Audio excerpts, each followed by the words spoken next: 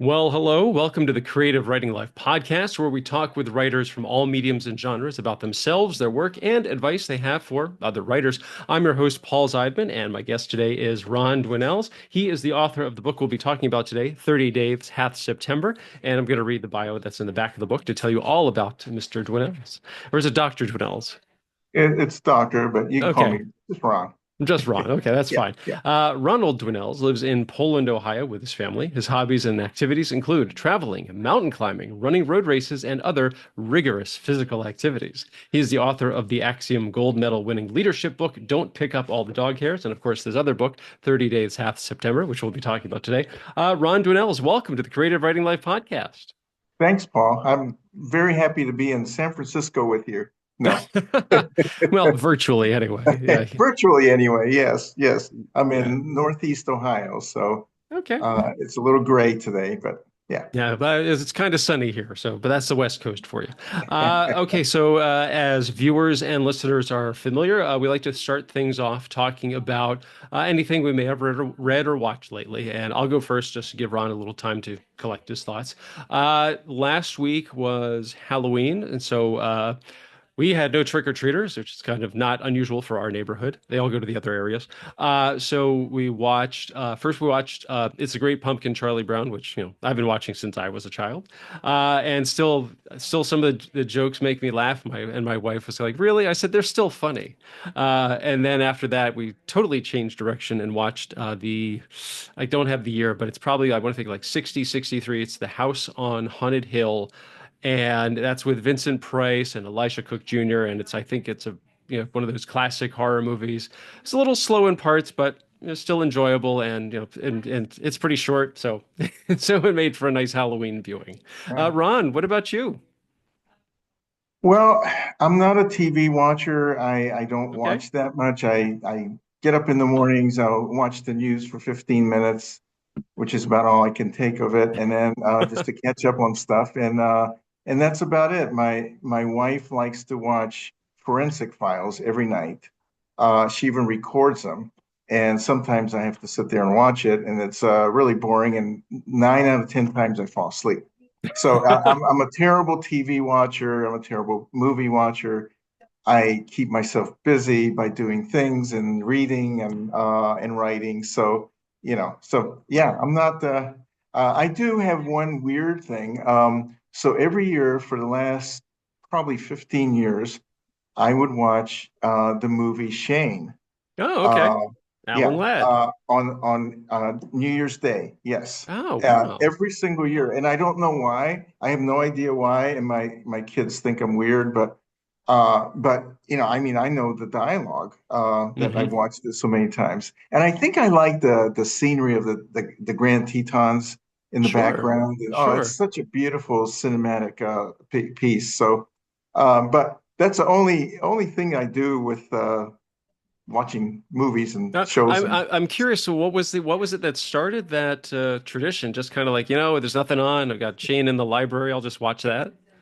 no, well, I run on the treadmills, Okay. and so I think, and especially on New Year's because I don't want to gain all this weight and that kind of stuff. So I run like extra, like 12, 13 miles on the treadmill, and it gets pretty boring Hmm. just watching the news or whatever. So I don't know. One of the kids I think gave me a movie, and it was Shane, and I remember Shane as a kid, and I thought, oh, okay.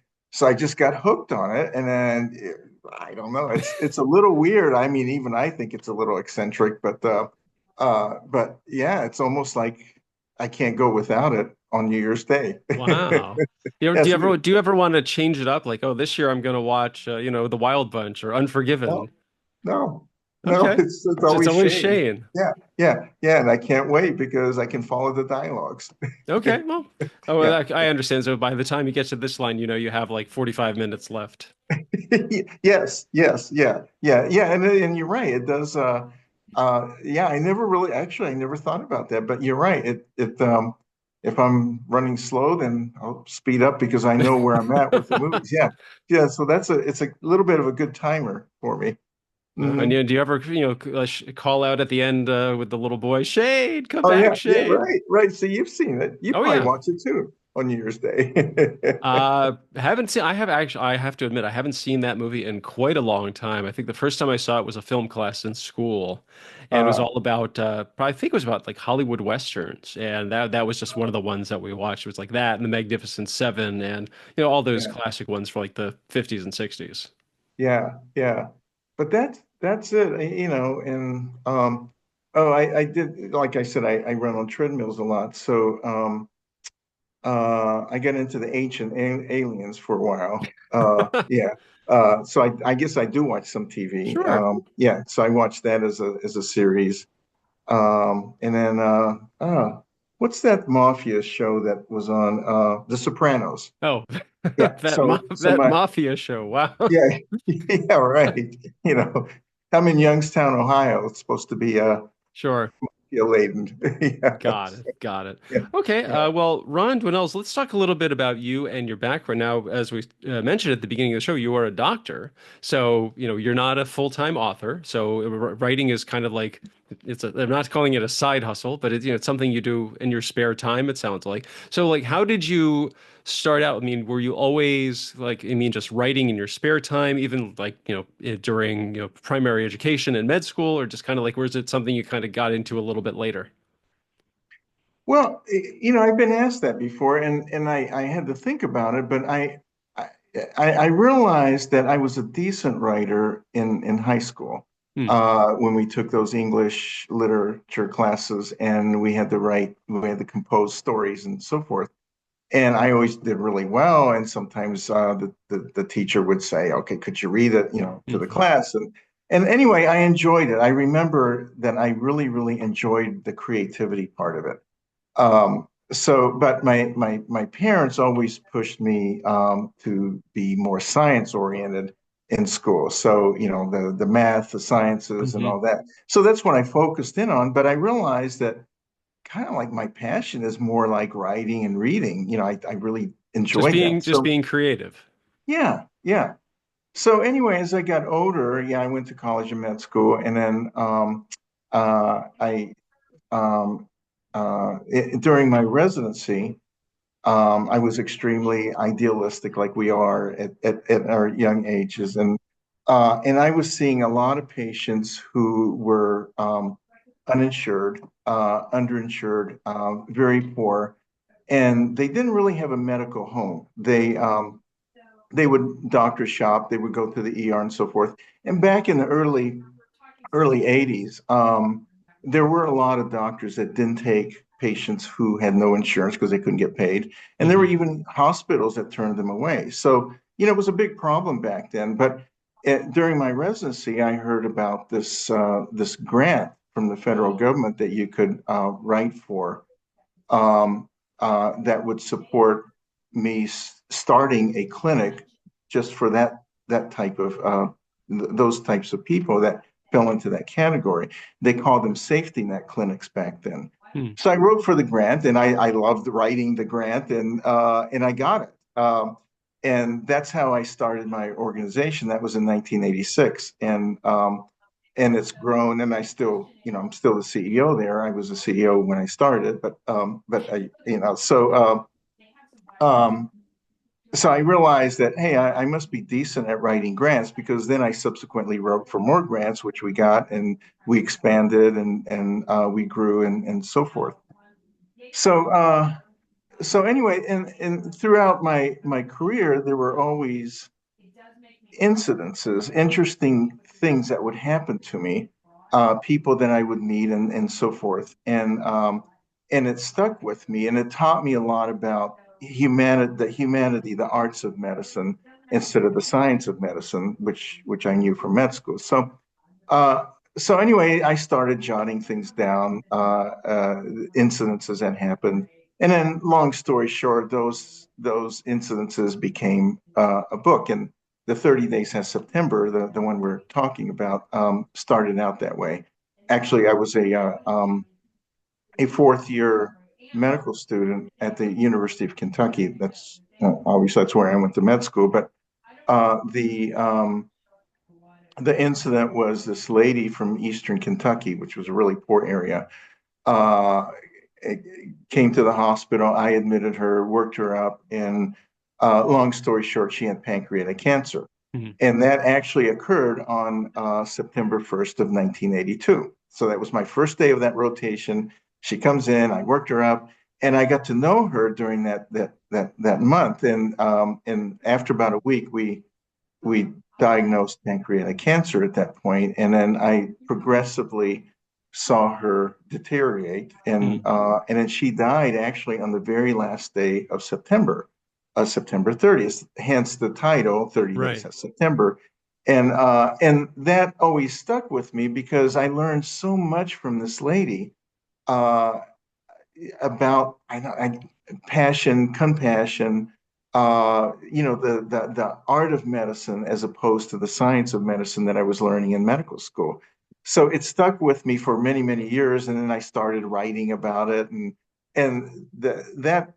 that book project took me about 25 years. Hmm. So I've been working on it for a long, long time. I would go for years without writing anything in it, Sure. Sure. because I had to use my left brain a little bit more than my right Hmm. brain, so to do my work. But Okay, so I did want to ask you. Okay, so the book yeah, is, as you said, 30 Days, Half September, and so yes, you kind of danced around what it's really about. And so if you could kind of give like the elevator pitch, to tell everybody what the book is about, like what's yeah, the story here?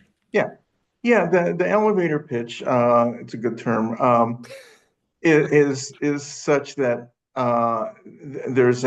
it's a story about an elderly woman who is admitted to the hospital, and she encounters a medical student who is mean spirited, who doesn't want to be in medical school, who doesn't like it, don't even like patients, but he's kind of forced into that realm by his parents, his wealthy parents. They want Mm, him to be a doctor so that they can kind of display him to their rich friends. Oh, my son's a doctor, and he didn't like it. That wasn't his passion, but he was forced. He's a smart kid. So he went through school, and the lady realizes that there's something about this kid that she wants to bring out. She knows he's a good guy, and how does she do it? So the story goes into, she basically manipulates him but in a into, good way. in a good way, into Yeah. finding a so-called lost love. So she tells him a story about how she met this man. This is during World War II, and he goes off to war, and they're engaged, but he comes back and he's maimed. This is a story she tells to this the protagonist Jack. Hmm. Hmm. So she tells Jack this, and Jack kind of gets into the story, and he says, "Well, where is he?" And she says, "I don't know. He felt that he couldn't marry me because he was so disfigured and maimed, and so I don't know where he's at. But I know I'm dying, and I would like to see him before I die." Hmm. So Jack makes it his mission to go out and find him before she dies, because this is all she wants. So the story goes into a little bit of an adventure that he takes it, and the setting is all in Kentucky Right. because Right. I'm familiar with Kentucky, Hmm. and anyway, so I won't tell you the ending because the ending is a little bit Right. of a surprise. Yeah. But That's what we like to call a spoiler, and we try to avoid those. yes, yeah, I don't want to spoil it. So you kind of like talked about, so I did read the book, and so one of the questions I had was before you just explained it, like what the inspiration was, and are the characters based on real people? I mean, it sounds like it's loosely based on your experiences, having a patient for that month. Is it Do the events of the story, are any of them based on actual real people besides you and your patient and other experiences? I mean, like, did you have a colleague who just honestly, like, so Jack in the beginning just comes across as a real jerk because he's so angry and bitter about having to go through this. So I'm curious, like, you don't come across that way to me. So I'm hoping, like, you knew somebody like that and they just they made such an impression, or you just thought like, what's the best worst fit first worst fitting character for this scenario. Yeah. Yeah. Okay. So Miss Dixon, the lady, was a real person, and that wasn't her name. Mm, But the most of the incidents surrounding her were true. She in the book, she wants to go home. mhm, She desperately wants to go home because she knows she's dying, but she wants to die at home. But it was a medical legal issue because where she came from, there were no supportive help, there were no hospice, there were, she didn't have a family, and the hospital couldn't just let her go mhm. because she was dying. She needed support. So she had to stay there. And so she's a real person. The medical student is based on a lot of my medical student colleagues. Okay. Yeah, I gotta say, I don't want to say bad things about somebody, but some of the med students that were in my class and a lot of classes, they're just not nice people. They're kind of arrogant. They think they're better than anybody, and we've seen it in real life doctors too. Sure, sure. There's a lot of doctors that just have very poor bedside manners. So, Uh, yeah, please. Well, I was going to say, so another one of the characters, like there's probably, I guess for the most part, there's four yeah, main characters. We yeah, have Jack and Miss Dixon, and I'm probably Aubrey. going to mangle the pronunciation of his friend's name. Is it Agri? Yes, Aubrey. Oh, so Yes, Agri is a yes, Tanzanian yes, transplant, yes, British Tanzanian doctor or yes, med student. So yes. that I have to ask, is that based on a real person? Yeah. So Aubrey, so I climb mountains, as you said, as a hobby, and I climbed one of the mountains was Kilimanjaro, and I actually met a person by the name of Aubrey that was very similar to this character, very wise, grew up in a difficult family situation, and well, actually, he was an orphan, Mhm. but he had a rough life, and but he was the nicest guy I ever met. I mean, so nice and very smart, and anyway, we became friends on the mountains, and I really liked that character, and I needed some balance for Jack in the book. So I thought, okay, I'll bring in Aubrey. Aubrey's going to be his best friend, and that's how Aubrey came about. But yeah, and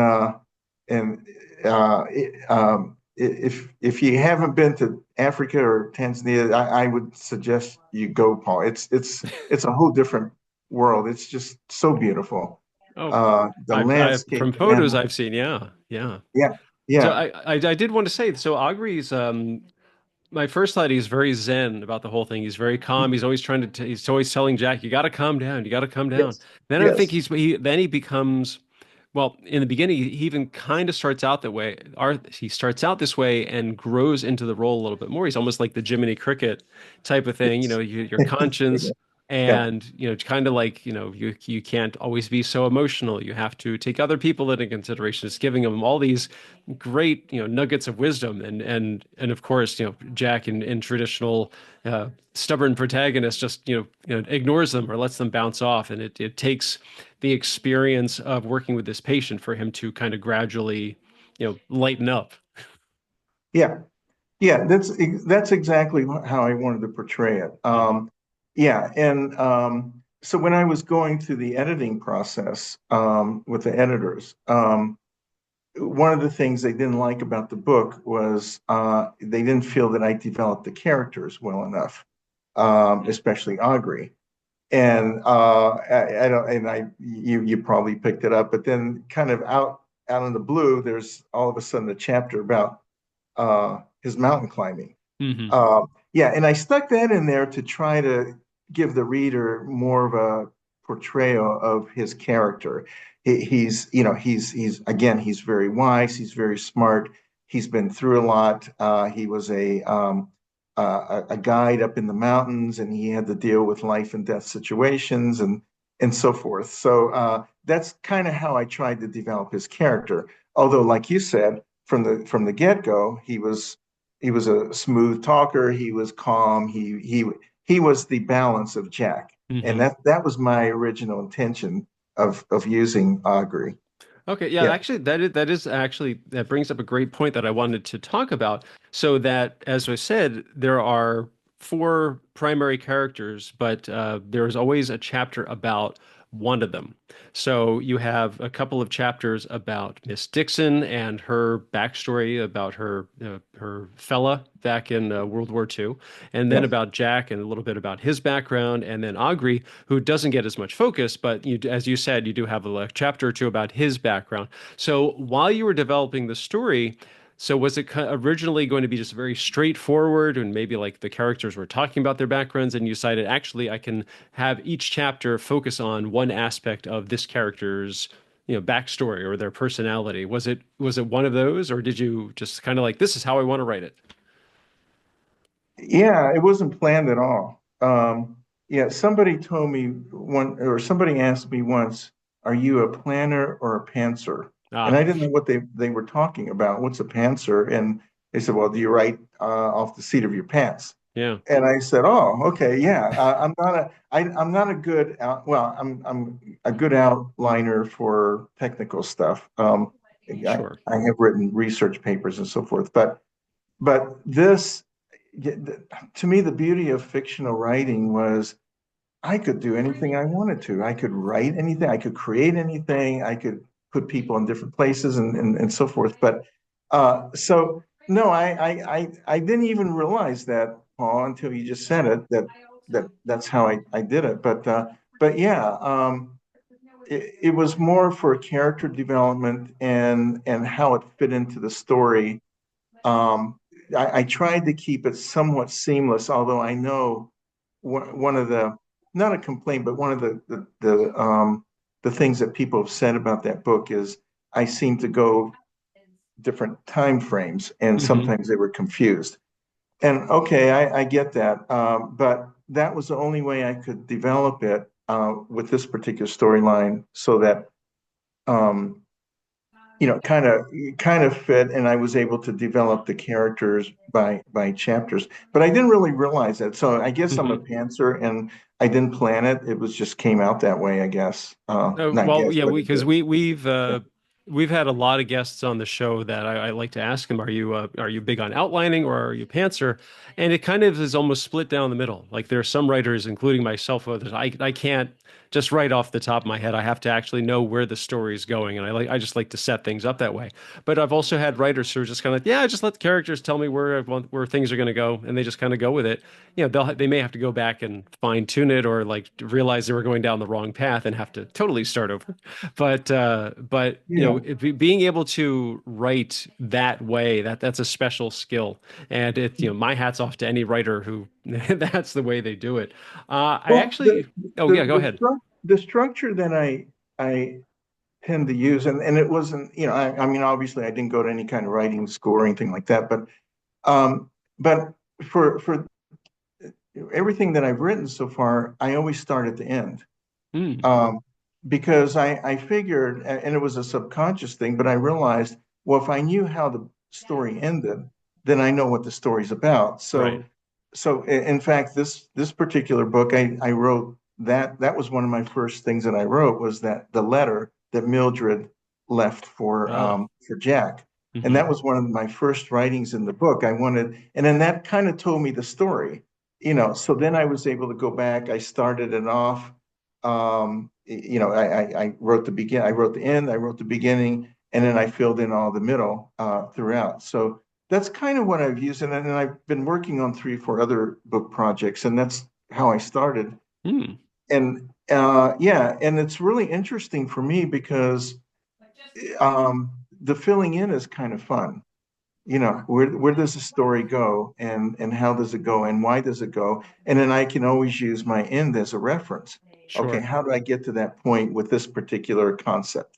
So it's kind of like reverse engineering the story because you start with the end, kind of like, okay, how did I get here? What Yeah, led to that, and what led to yeah, that, and just kind of like yeah, keep going backwards.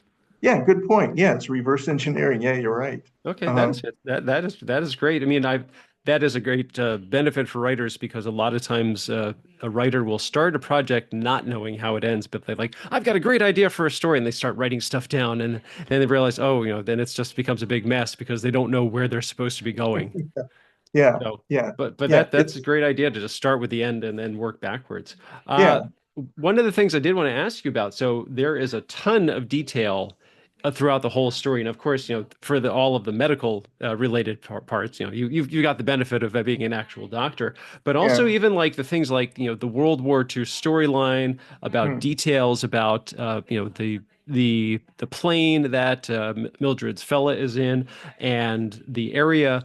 And also, like, because as you said, it takes place in Kentucky, so there are a lot of geographic details that I'm sure are, spot on accurate. So, did you have to do a lot of research for like the whole, I mean, not just the medical part, but for like the World War II aspect, and you were familiar with Kentucky, but you had to like do a little digging, or was it just something else, just kind of like, I know these things, and I'm just going to put them into the story?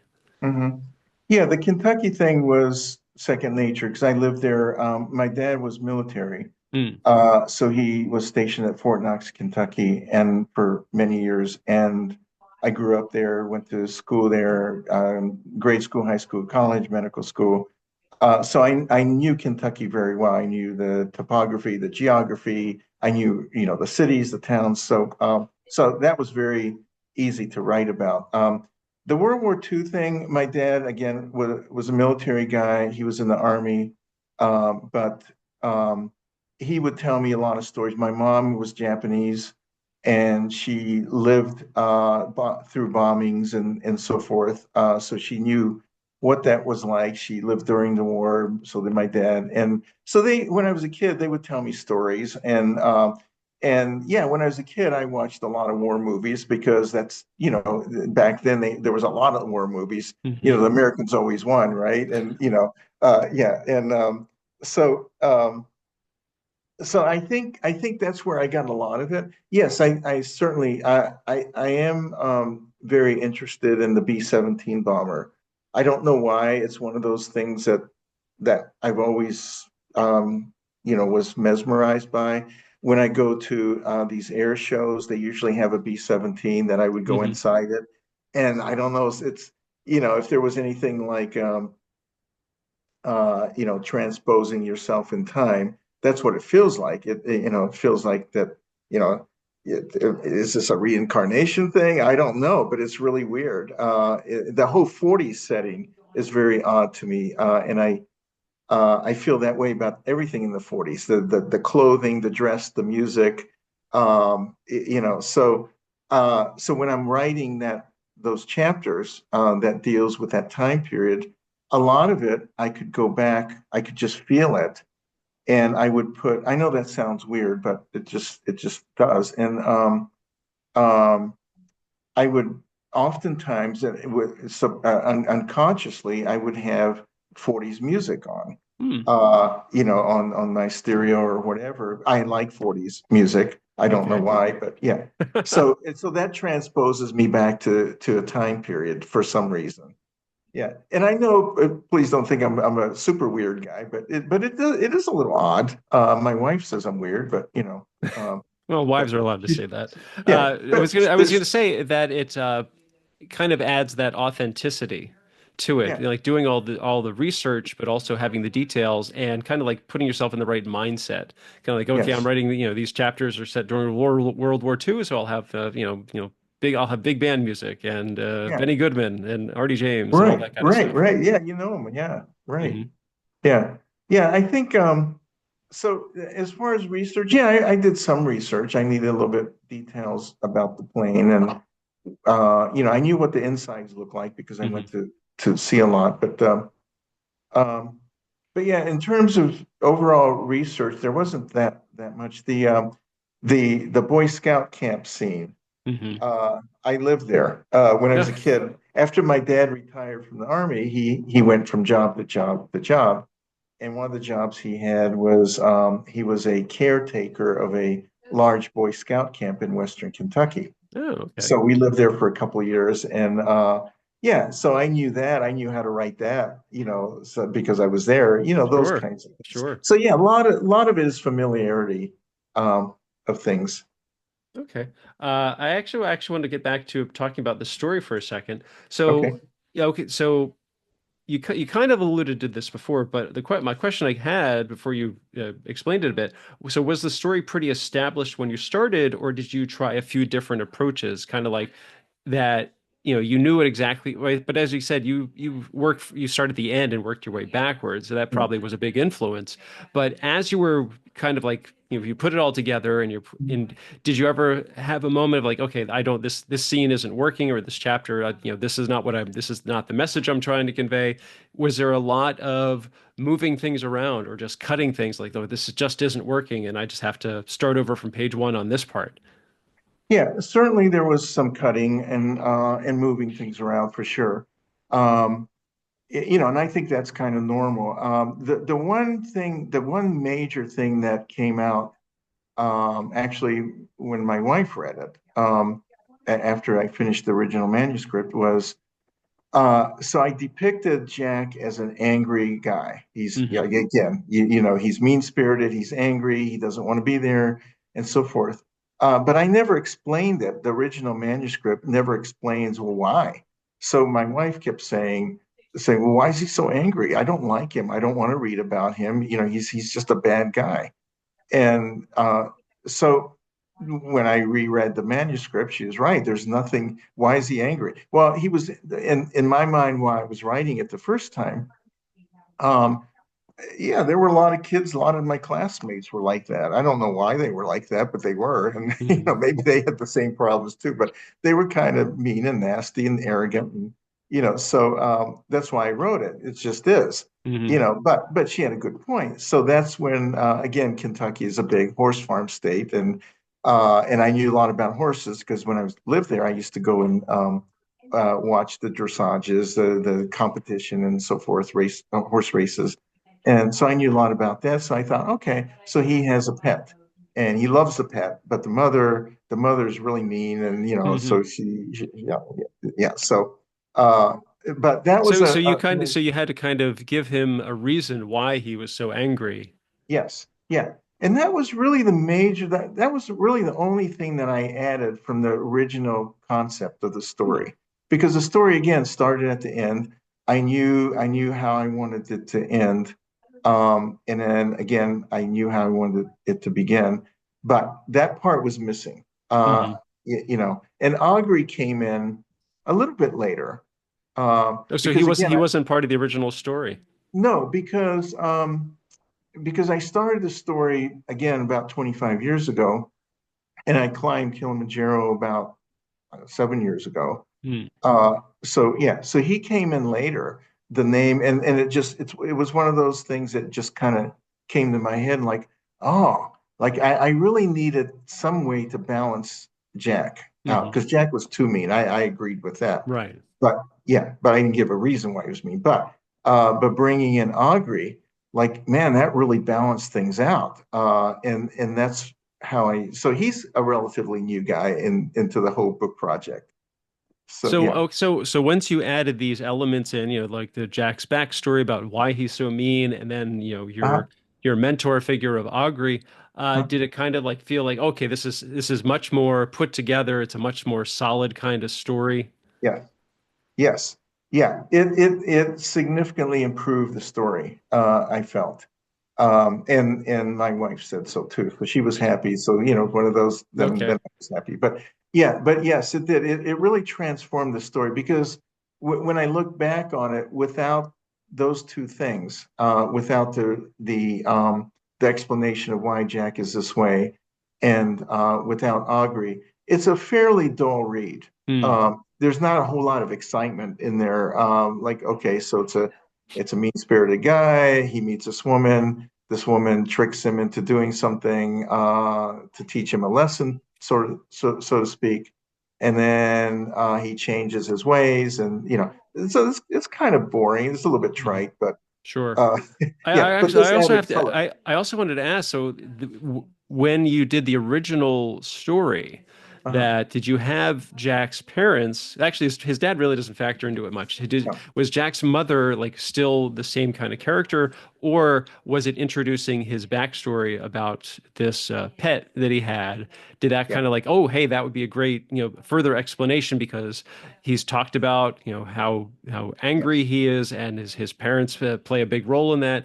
Did that Yes. kind of lead into developing that? Because there's like at least a chapter, or maybe a chapter or what, two chapters about him going to the house. Yes.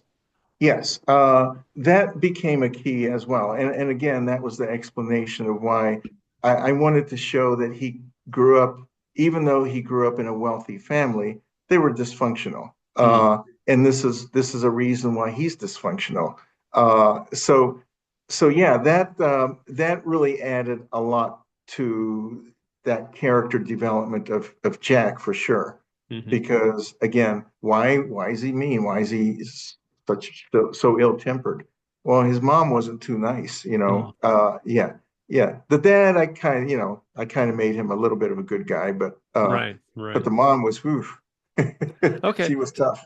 So once you introduce all these new elements, the Yeah, backstory and Augury and a little bit about the yeah. mom. So were there a lot more, fixes, changes, or edits that you had to make, or or is it kind of like, okay, this is exactly the way I want this story to be?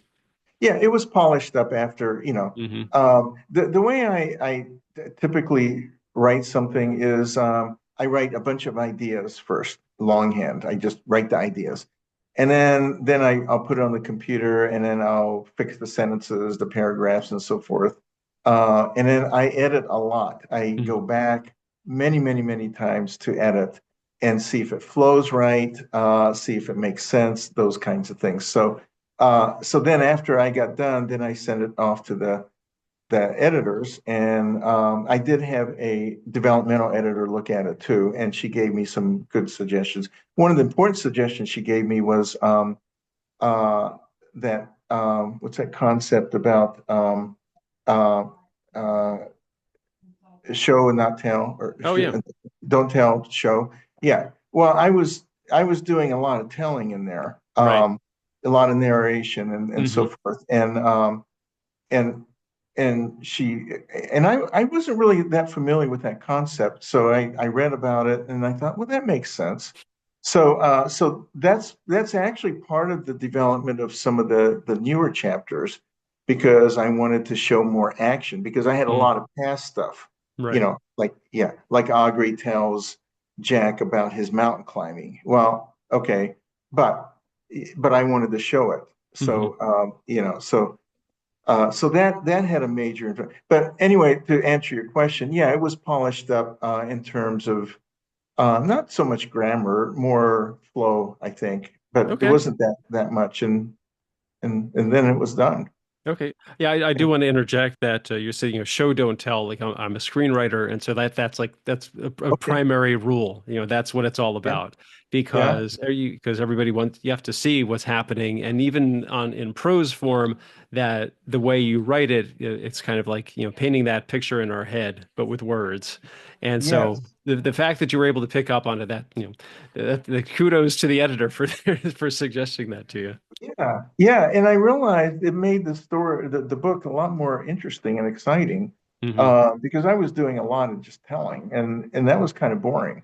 Right. Uh, yeah, and the subsequent stuff I've been writing, I've been really very observant about that aspect of it. So Well, yeah, but that I that is like the showing. that is fantastic. So, how has the book been received since it was released? I think good. I tell people that I'll give people the book. Hmm. And oh, this is really nice. Thank you. And I said, yeah, I have to give them away because nobody buys it. But overall, I get good ratings on Amazon and Goodreads. I think it's 4.8, 4.8, 4 point, something like that. Hmm. But I think my weakness is I'm not really sure how to market this at all.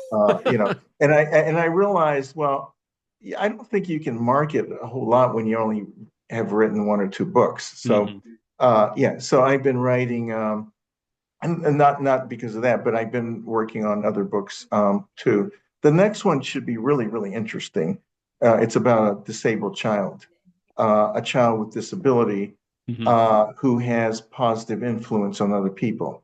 So one of the things that always bothered me about being a pediatrician is, and I took care of a lot of kids with severe disabilities, cerebral palsy, those kinds of things, and it was like I don't know how to say it, but most people don't equate a child with disability as a person that has feelings or can hear or do Sure. anything. Like they're an inanimate object. And so they say things in front of the kids or, and we see it all the time, right? In the elderly, we see Hmm. that a lot. So one of the things I wanted to bring out in this book I'm writing right now is I wanted to show that this child can hear and feel and think and so forth. So part of it is written in the first person from the child's perspective, Okay. and it's yeah, he's kind of the narrator of the book. So Uh, is it similar to 30 Days Half September, where it's got like different chapters about different perspectives from the characters? yeah, just a tad different. Yeah, Okay. it's I divided this one into four parts. So I introduce a doctor, a future doctor, as I write about the doctor thing because I know it. Sure. Yes, he he it's a story about him, and so that's part one. Part two is about the mother Hmm. before she has this baby, and part three is the baby who has this disability, and then part four is the ending. The baby in real life dies Hmm.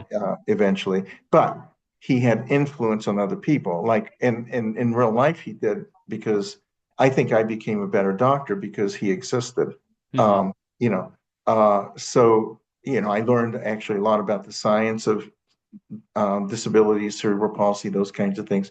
But I also learned about compassion towards the child and the mother and so forth. Oh, that's great. So, So when is that? When do you expect that book to be released? well, it's actually the manuscript is done, the rough draft is, and I'm actually this is my third time going through it again. And then if I'm happy with it this time, then I'll send it to the editors for them to look at and you know go from there. So I'm hoping in the next 3 to 6 months it could be Okay. done out. Yeah, yeah. So that's a kind of a fun one. Excellent. Yeah. That's great. Hmm. Okay. Well, Ron Dwinnells, again, the book is 30 Days Hath September. You can get it on Amazon and through Goodreads. Ron, where can people find out more about you online if they want to find out more about you? Yeah. As I told you, I'm not much of a TV guy, so I Okay. don't do social media. My employees told me my marketing team said I had to have a LinkedIn. So they actually manage my LinkedIn account. Okay. But I do have a website. It's Ron Dwinnells, RONDWI, and then ELS at our rondwinnells.com. That's it. Yeah. Okay. And that Yeah. is the website. And you can find out so you can links to get this book and also your previous book as well. Yeah. Yeah. Yeah. The other book's pretty cool. But I can't believe we already did 45 minutes of this. Well, Yeah. it's always great to talk with writers because Yeah. writers love talking about writing is what I've Yeah. found. Yeah. Okay, Yeah. well, Ron, this has been fantastic stuff. And again, your book is 30 Dates Hath September, and here it is, Ron Dwinnells. I'm not going to do the spelling again because it's written down somewhere. Thank Yeah. you so much for being here today, audience. If you've enjoyed today's show, please hit like and subscribe, leave a comment, tell your friends. You can check out my screenwriting blog, Maximum Z. That's at maximumz.blog. I'm on Twitter at maximum_Z, and this show has its own Twitter account as well at podcast CWL. Feel free to follow me on Instagram at Pez Screenwriting, and you can check out my books, the Go Ahead and Ask series on Amazon, the books about screenwriting and pie. Like I said, that is Ron. I'm Paul. This has been the Creative Writing Life podcast. Thanks for listening. Stay safe, stay healthy, and most importantly, go write something.